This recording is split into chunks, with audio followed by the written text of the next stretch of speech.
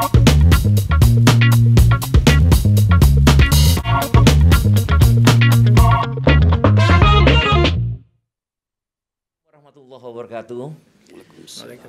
Podcast Harmoni TVRI Sumatera Selatan kembali menjumpai Anda. Saya rasa Anda saat ini tengah berpuasa. Selamat menjalankan ibadah puasa. Mudah-mudahan hingga titik akhir nanti berbuka puasa di sore hari. Hari ini tetap pada pukul 18:20 waktu Indonesia Barat. Harmoni adalah bahasan kami mengenai musik, entertain, pelaku seni, dan juga peran. Kali ini kami akan membahas tentang wadah. Apakah itu wadah atau sekedar organisasi? Karena di Palembang ini sudah terdengar seantero Sumatera Selatan bahwa di sini ada semacam wadah atau komunitas kerukunan keluarga pedangdut Palembang. Nah, siapa saja pelaku dangdut? Apakah orang-orang yang akan bermula menjadi penyanyi dangdut yang harus gabung sini? Atau sekedar keluarganya saja yang bergabung? Kami sudah mengundang Ketua Harian KKPP. Selamat sore Bung Said Muhammad. Sore. Atau Bung Mo panggil ya, lebih akrabnya. Yang sebelah beliau adalah Sekretaris Jenderal KKPP Kota Palembang. Kanda kami Hairil Hajidin. Nah, ini wong lamo ini. Aku tadi sempat pangling juga kayaknya kamu. Dulu waktu kita sama-sama di dangdut tahun 86 kan ya? 86. Rambut gondrong, badan kurus, badan celana cudbray. Iya, betul. Tapi itu kenangan yang sangat indah. Nah, kami sudah mengambil tema wadah atau sekedar komunitas. Saya sudah mendengar KKPP, kehadiran KKPP. Kalau di luar sana Rhoma Irama pernah menggaungkan ada PAMI, kemudian diganti PAMDI. Itu adalah komunitas perkumpulan suatu wadah memang para pedangdut. Kemudian ada secara spesifik lagi untuk Forsa dan Soneta, ada Forsa, Soneta dan Rhoma Irama. Di Palembang ada KKPP. Saya ke Mo dulu. Mo, ini tahun berapa KKPP ini sebenarnya didirikan dan inisiatif siapa ini didirikan? Iya, terima kasih. KKPP ini didirikan pada tahun 2019. 2019 bulan 4 tanggal 7. Nah, seiring berjaya diinisiatorkan oleh kawan-kawan pedangdut ya, seniman-seniman dangdut seperti Salman Anco. Banyak kemarin itu Johan. Jadi kumpul di rumah Johan ya. Johan C Honda. Iya. Oh, iya. Organ. Ada almarhum Maci Honda juga waktu itu kan. Yang senior kumpul dan terinisiatif lah membuka KKPP ini. KKPP. Ketika itu waktu masih ada PAMI kan? PAMI waktu itu memang ada tapi tidak jalan waktu itu kan. Nah, memang jalan di tempat ya. Ya, pernah ada Salman Anco juga kebenaran itu kan. Salman Anco sempat ketua KKPP. Ke PAMI juga waktu itu? PAMI juga kan. Oke. Jadi berkumpullah komunitas ini keluarga ya. Ya. Pedangdut Palembang. Ya, pedangdut Palembang di sini. Pak Kanda Hairil sudah jadi sekjen waktu itu? Belum waktu itu waktu periode sama Anco belum jadi sekjen. Setelah periode kedua yang dipimpin oleh Ketua kami Ki Agus Ridwan, maka saya Ketua Umum. Ya, Ketua Umum Ki Agus Ridwan. Sayang sekali kita sudah mengundang beliau tapi mereka Kanda kita Ki Agus Ridwan belum sempat hadir karena akan memberi khotbah berbuka puasa. Nah, kemudian agenda-agenda yang kita lakukan dalam kegiatan sehari-hari itu apa? Kalau sehari-harinya kayak KKPP ini sebenarnya kegiatannya sosial kemarin Kak. Jadi kami sempat di 2019 itu sempat mengadakan penggalangan dana untuk korban kebakaran Sungki dan korban kebakaran di Tangga Buntung, Karanganyar kalau ada. Itu 2019 kalau salah. Waktu 2019 Pedestrian Sudirman masih ya di Pedestrian kita sempat main manggung di situ nyari dana, penggalangan dana, bekerja sama dengan Dinas Pariwisata. Kita dikasih panggung, KKPP itu dikasih panggung. Alhamdulillah banyak dapat bantuan, baik duit maupun barang-barang baju bekas. Iya. Itu yang kita salurkan bantuan Ya, kegiatan sosial. Nah, setelah 4 bulan dari situ COVID-19. 2019 itu kan Covid melanda. ya COVID melanda. Jadi sempat stop KKPP itu. Jadi kegiatannya itu agak tersendat gitu. Enggak Ya. bisa ini manggung, enggak bisa ini. Jadi sempat stagnan di situ ya. Iya, Tidak ada sampai kegiatan. 2022 kalau salah. Nah, kepengurusan periode kedua ini baru periode kedua, baru 6 tahun ya. Ya, baru 6 tahun. Ya, enam kurang lebih. bulan. Apa? Oh, KKPP ini 6 tahun baru. terbentuknya 6 tahun. 2019. 2019. Nah, masa kepemimpinan, masa kepengurusan ini berapa? 3 tahun ya? 3 tahun. 3 tahun sekali. Artinya memang 2000 baru ya. Iya. Baru terbentuk untuk kepengurusan Iya. MO ya. Iya. Dan program ini ke sekretaris itu. Ini jangka pendek, panjang dan menengah nih apa nih Kanda yang akan kita lakukan? Dengan jangka panjangnya untuk merekrut yang main lama, yang tadinya main sekarang nggak lagi main, jadi rencana direkrut lagi, diajak silaturahmi kumpul lagi ke kita ke jangka KPP, pendeknya. jangka pendeknya. Untuk jangka panjangnya kita ada rencana untuk mengadakan untuk memindah-mindah penyanyi, Pembinaan ya. penyanyi baru yang baru-baru Junior, dan ya. main juga ya junior. Kita di sana kan nanti di posko kita. Ya, nanti, bila ya. perlu ada pelatihan Ada musisi lah ya. ya, Karena Kak Airil sendiri mantan musisi ini sebenarnya. Iya. Makanya Emo suaranya agak sedikit lambat karena dia bukan penyanyi. karena dia apa dulu pegang apa Kak Airil? Gitar, bass juga. Hah? Bass ya. Pernah sekali-sekali player juga, organ juga. Ya, betul. Iya, dulu sempat gabung kita di tahun Betul, 86 tahun ya. 80-an, ya. 86 kami dulu gabung tahun 86. 86 Yo, ya. kakak kau lah tuh. Iya, Pada inilah waktu itu kira-kira. kan belum banyak ya musik-musik. Belum. Mau masih kecil waktu itu. Dia kan masih bermain dengan acan di kali-kali Ya, di masih sungai kecil, sampai. ya. Ini sekretariat masih di Jembatan Karang. Masih. Kak? Masih. Sebenarnya masih di situ. Oh, masih. Dari awal memang sudah di situ. Agenda pertemuan kita kapan nih? Sudah diagendakan. Agenda ini rencana sih kami ini nak ulang tahun nih KKPP Ya, ini kita ya. rencana Bulan bulan 4 tanggal 7 ini. Kak. Habis Idul Fitri. Ya. Ya, tapi Oh, iya. rencananya enggak ada di tanggal itu. Jadi agak ini Mungkin Geser ya. sekalian Iya. halal bihalal nanti. Oke. Ya, sekalian Dengan biar ya. Kalau kayak saya dengar Singkar Sekjen tadi bilang bahwa memang ada jangka pendek, menengah dan jangka panjang. Jangka panjang akhirnya akan pembinaan dan akan melahirkan ini. Sebenarnya tema kita tarik kesimpulan. Bukan tarik kesimpulan, tarik ke subtema lagi bahwa saya mempertanyakan KKPP sekedar wadah apa komoditas. Sudah terjawab sebenarnya ini adalah wadah kita. Wadah. Lalu sebagai ketua harian, mungkin jumlah daripada anggota tidak menyentuh sampai ke provinsi, ke kabupaten-kabupaten lain. Apa langkah yang akan kita lakukan ini? Mungkin bisa memberikan informasi kepada mereka-mereka pedangdut di Sumatera Selatan ini. Ada mungkin keinginan dari Sekayu, misalnya Musirawas pengen bergabung dengan KKPP, gimana caranya? Iya, memang kemarin waktu pas di zaman Pak Salman Anco kita memang sudah ada perencanaan itu kan Pak. Kemarin sempat di OI, sempat ada yang bergabung. Nah, rencananya itu memang mengadakan cabang ya rencananya Ya, di tiap-tiap kabupaten KKPP ini.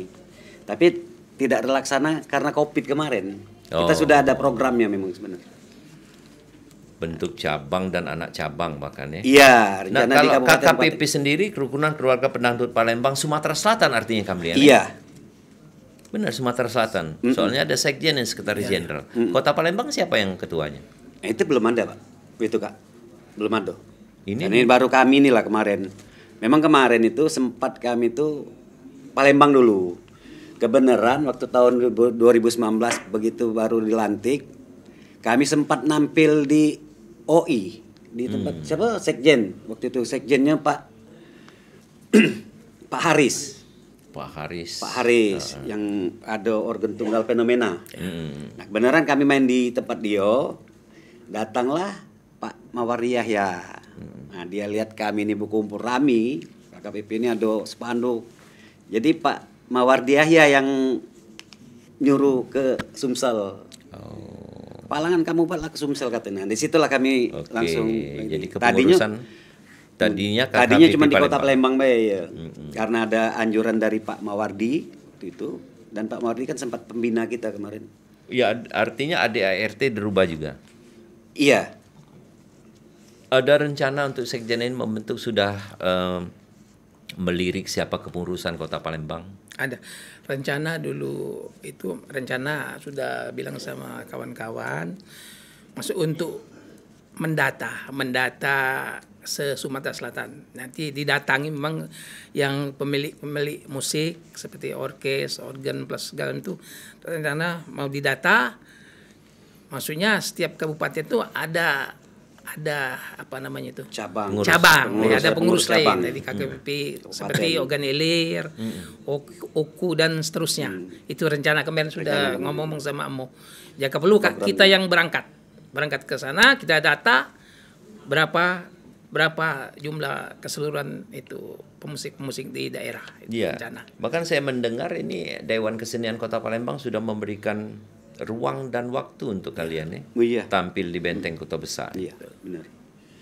Karena memang kemarin kami sempat, ya kebenaran mau juga dari pengurusan DKP kan, untuk tahun ini kan baru pegang DKP ini. Jadi memang KKPP ini diprioritaskan karena kami memang sempat ikut demo perebutan gedung kesenian. Itulah yang ini melok KKPP kan. Jadi semacam balas jasa untuk kamu yang iya. Jadi kita tinjau tempat di situ, Pak.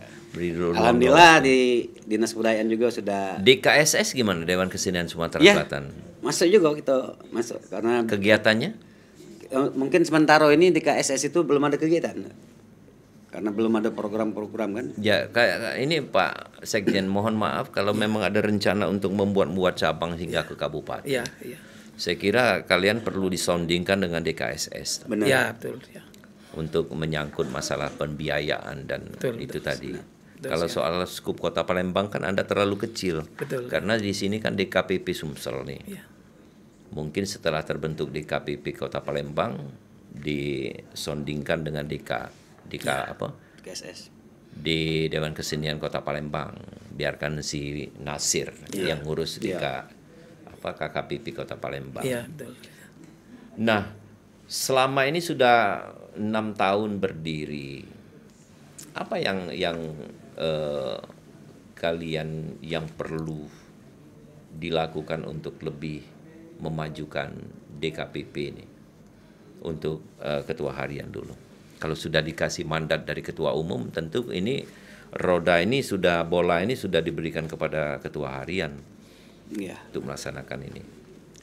Memang kami kemarin sempat juga program-program ini ya belum sempat jalan nih karena kita baru setahun boleh.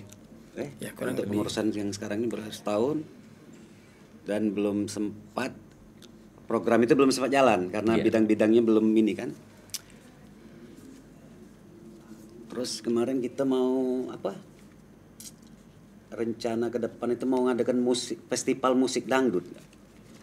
Ya, jangka menengahnya mungkin jangka panjangnya ke situ. Iya. Nah, kemudian Sekjen itu sendiri gerakan-gerakan mereka itu kita mendirikan semacam organisasi, semacam wadah. Tapi saya melihat apa memang wadah KKPP ini memang sudah mewadahi para pelaku-pelaku seni khususnya dangdut yang ada di Sumatera Selatan ini. Aku pikir belum. Lagi bertahap. Bertahap untuk kita menghubungi ke kota-kota lain-lain dulu. Baru setelah itu baru kita bertahap, baru kita laksanakan itu. Iya, kita ada tadi saya setuju dengan agenda tadi untuk melakukan festival katanya. Untuk memberikan respon kepada masyarakat bahwa kami ada nih KKPP, silakan gabung. Bukan sekedar kita ingin mencari pedangdut pemula mungkin tapi juga kita lebih mengenalkan, mensosialisasikan KKPP ini pada akhirnya nanti menjadi suatu wadah yang dapat melahirkan generasi dangdut berikutnya. Kalau melihat dari latar belakangmu ini sendiri memang Dangdut itu musik itu seperti apa nih? Seperti saya bukakan kepada pemirsa bahwa Said Muhammad atau panggilan sehari-hari Mo ini adalah generasi dari Ibunda Zainab Abdullah ya. Yang dulu pemilik Iki Group di Jembatan Kalang. Jadi ini memang dari generasi seniman yang lahirnya dulu tanpa diazankan, tapi langsung diberikan not apa itu. Jadi dia langsung didengarkan musik ketika. Nah, musik itu seperti apa bagi Anda? Kita melenceng dulu dari fokus pembicaraan sehingga Anda selalu ketemu di panggung, oke, di organisasi musik jalan gitu. Musik itu seperti apa sih sebenarnya bagi kamu, Mo? Iya, musik itu apa ya? Makanan pokok kah? Makanan pokok dia juga. Cuman apa bahagia gitu ya kalau dengar musik, dengar itu senang. Dan apa kawan-kawan yang punya talent memang apa? Ada berapa saudara? 7. Semuanya musisi. Mulai dari yang Baria, almarhumah iya. Baria, almarhum Mahdi, Bang Mahdi, iya. Player juga dulu di Jakarta ya. Aisyah, penyanyi. Sekarang di mana Aisyah? Udah meninggal, udah lama. Teman saya bernyanyi dulu. Bener. Kemudian ada Acan di situ. Ada Acan. Ada drummer ya. Ada Umar, ada Bakar. Ada semua drummer. pemusik. Bakar drummer ya? Iya. Bakal api katanya. Nah, kalau Kak Hairil sendiri musik itu seperti apa? Ini sudah melahirkan generasi musisi juga. Musik itu kalau menurut saya indah. Indah, musik itu indah. Orang yang tertentu yang bisa main musik. Indah menurut saya. Bagi saya musik itu tanpa musik tidak indah. Itu. Ya. Kalian di KKPP adalah musisi-musisi yang memang selalu bersentuhan dengan keindahan dan mengabaikan hal-hal yang tidak perlu difikirkan. Itu adalah seniman. Makanya seniman identik dengan keras kepala, tidak pacak diatur. Padahal bukan itu sebenarnya.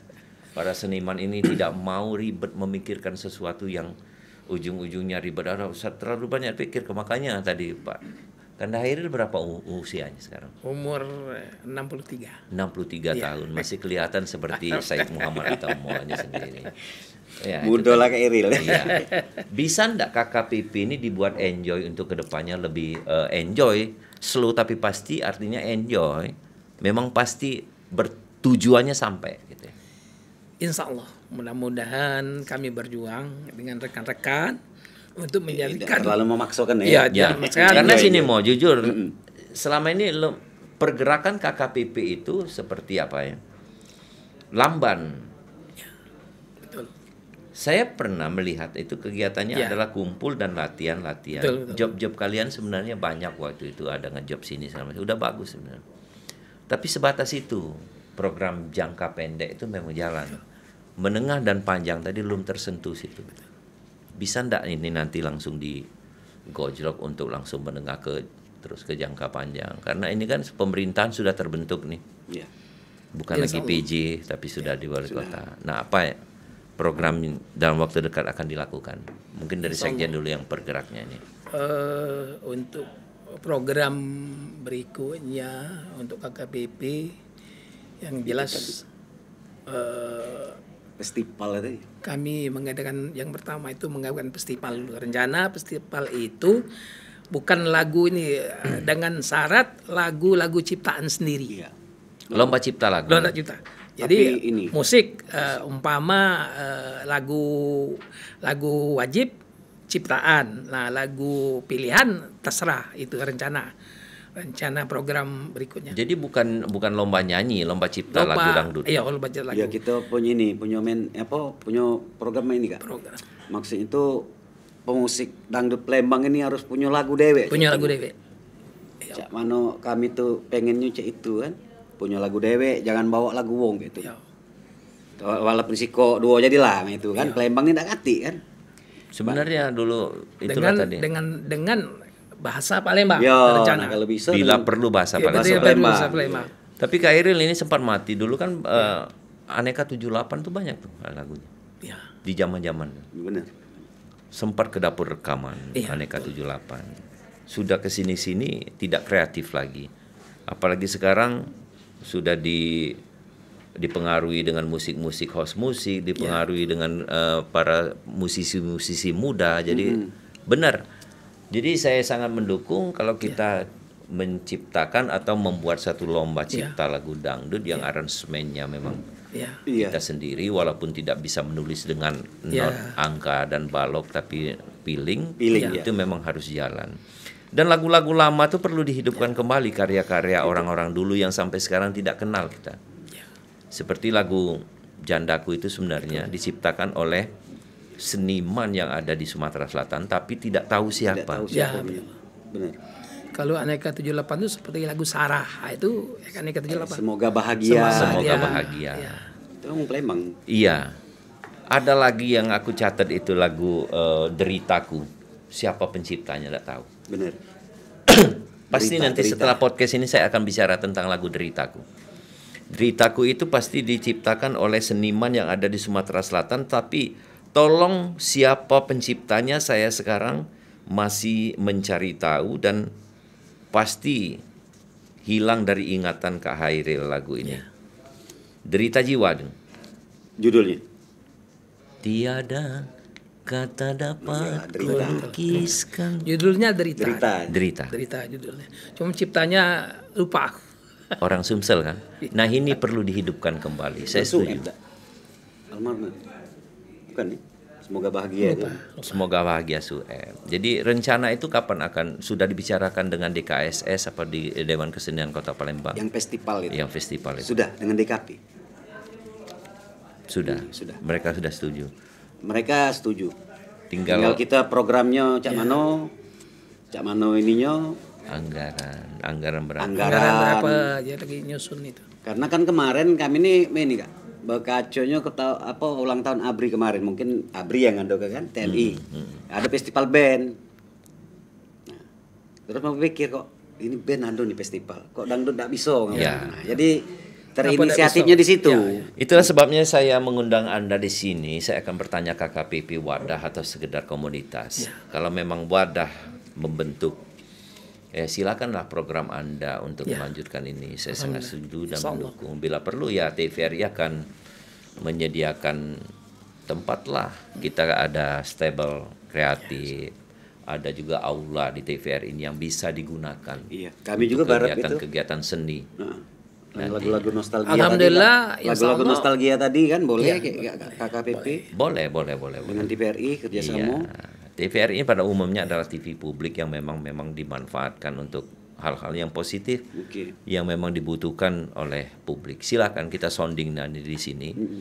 Jadi jangan sekedar isi di podcast, buatlah program kegiatan Anda. Saya setuju, seniman kita rangkul. Jangan kalah seperti Sumatera Barat, Jawa Timur, Jawa Tengah. Musisi dangdutnya begitu kreatif. Benar. Iya kan? Betul ya. Saya lihat Sumatera Selatan mati langkah di sini. Di KKPP inilah saya harapkan kehadiran mereka itu untuk lebih kreatif. Mampukah Sekjen? Alhamdulillah Insyaallah, insyaallah. insyaallah. Atau dipecah nih? KKPP sudah menyitakan lagu jenggal KKPP sudah ada. Atau nih Ki Agus Ridwan Ketua Sumsel mau jadi Ketua Kota Palembang sudah ada nih, jangan Ketua Harian. Iya. Usul. Ke depannya ya. Enggak, pulang dari sini langsung pecah lah SK. Jadi maksud Kesian Pak saya Ridwan, nggak ganti anak buah deh. enggak, ketua Kota Palembang bisa mencari kecamatan bentuk. Betul. Urusan Ketua Sumsel itu mengurusi kabupaten. Jadi langsung berjalan. Kita tidak bisa menunggu ini sepertinya, Pak. Betul. Sudah terlalu lama menunggu selama 6 tahun. Masih tetap bercokol di sekretariat. Perubahan yang saya petik, saya ambil hikmah tadi bukan karena program kerja perubahan di KPP Palembang jadi Sumatera Selatan, karena desakan oleh salah satu pihak yang memang digunakan untuk kebutuhan politik. Di KK ini, di KPP apa nih? KKPP ini perubahan dari Kota Palembang ke Sumsel ini kebutuhan politik, bukan karena program kerja. Itu, ya. Iya, nah, kutip waktu itu kan. Nah, makanya saya memberi saran agar langsung pulang ini pecah lah. Ki Agus Ridwan jadi ketua Sumsel, tidak ada ketua harian, langsung membentuk ketua Kota Palembang. Itu jalan. Tidak butuh ketua harian. Kok mereka berjalan untuk ini Kota Palembang juga? Yuk, kita ya benar nggak nih, Sekjen? Betul. Apa yang saya masukkan ini, apa yang saya sampaikan ini? Iya, makasih masukan. Apakah roda organisasi yang dijalankan oleh Said Muhammad atau Mo ini sendiri itu adalah program kerja Sumatera Selatan? Atau justru dia membuat program kerja sendiri? Artinya terpisah dong. Kota Palembang lebih baik. Betul. Sumatera Selatan sebagai koordinator aja untuk koordinasi. Cepat terbentuk. Gimana? Siap, insya Allah. Gimana suara? Insya Allah siap. Suara Sekjen. Benar tak? Setuju ke Anda? Setuju ya. Setuju Pak ya kalau memang sudah disetujui oleh Sekjen sama Minta ketua. pendapat Anda. Enggak, supaya kita rangkulan tadi, langkah tadi. Ya, cepat untuk langkah. ke ini kan, untuk ke depan biar jalan Iya, kan. karena itulah inti dari reformasi birokrasi yang pernah kita dengar. Kita tidak bisa menciptakan birokrasi yang berbelit. Satu orang bisa merangkul 1.000 orang. Ini yang kita perlukan. Daripada 1.000 orang tidak menambah 1 orang pun.